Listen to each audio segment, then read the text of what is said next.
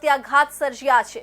વેપારીઓના દુઃખમાં સહભાગી થઈને તેમને મદદરૂપ થવા સાથોસાથ હોળીના કાર્યક્રમ નહીં કરવા અને કાર્યક્રમના ખર્ચના નાણાં પીડિત વેપારીઓ માટે એકત્ર કરાઈ રહેલા ફંડમાં આપવા વ્યાપક તબક્કે અપીલ થઈ હતી।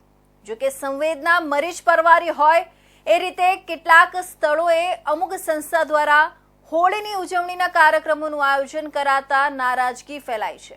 રવિવારે ફાગોત્સવની ઉજવણીના નામે ફક્ત અશ્લીલતા દર્શાવતો એકથી વધુ વિડીયો વાયરલ થતા કાપડ બજારના વેપારીઓ ભારે વ્યથિત થયા છે।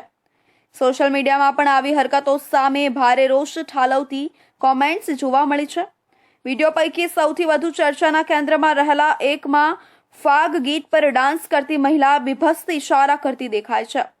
એક વ્યક્તિ સાથે ડાન્સ કરતા કરતા આ મહિલા તેના ખોળામાં પણ બેસી જાય છે। ફરી અશ્લીલ ઇશારા કરતા બીજા વ્યક્તિના હાથમાંથી પૈસા લઈ નૃત્ય કરવા માંડે છે।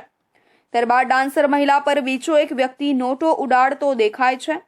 આ વિડીયો ટેક્સટાઇલ વર્તુળોની સાથે શહેરભરમાં ચર્ચાનો વિષય બન્યો છે। આ જ રીતે રવિવારે સુરતમાં એક સંસ્થાનો ફાગોત્સવનો વિડીયો પણ ભારે વાયરલ થયો હતો, જેમાં એક વયસ્ક વ્યક્તિ મહિલા સાથે ડાન્સ કરતા દેખાઈ રહ્યા હતા, જ્યારે પાછળના ભાગે બીજી કેટલીક મહિલાઓ શૃંગાર કરતા દેખાઈ હતી। રજાના દિવસે પણ વાયરલ વિડીયોને લઈ કાપડ વેપારીઓ એકબીજાને કોલ કરવા માંડ્યા હતા। આ વિડીયો જોયા બાદ મોટાભાગના વેપારી શરમ સાથે વ્યથિત થયા હતા। સુરતના કાપડ બજારમાં આટલી મોટી દુર્ઘટના બની છે ત્યારે આ રીતે ફાગોત્સવની ઉજવણી થાય એ માનવતા નથી એવી ચર્ચા સાથે વિવિધ સોશિયલ મીડિયા પ્લેટફોર્મ પર આયોજકો સામે ફિટકારનો વરસાદ થઈ રહ્યો છે। વેપારી વર્તુળોના દાવા અનુસાર સુરતમાં નાચગાન સાથે હોળીની ઉજવણીના કાર્યક્રમો કરવા માટે રાજસ્થાનથી 6 થી 7 જેટલી પાર્ટીઓ આવી હોવાનું જાણવા મળ્યું છે।